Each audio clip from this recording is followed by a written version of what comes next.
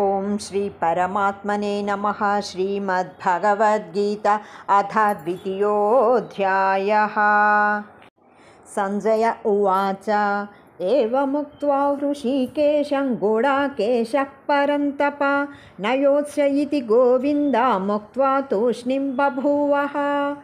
తమువాచ హృషీకేశః ప్రహసన్నివ భారత సేనయోరుభయోర్మధ్యే విషీదంతమిదం వచః.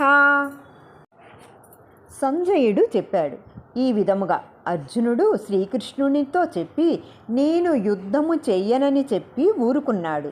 అప్పుడు సంజయుడు ధృతరాష్ట్రునితో ఇలా చెప్పాడు, ఓ ధృతరాష్ట్ర మహారాజా, రెండు సేనల మధ్య విలపిస్తున్న ఆ అర్జునుని చూచి శ్రీకృష్ణుడు నవ్వుతున్న వాడి వలె అతనితో ఇలా అన్నాడు.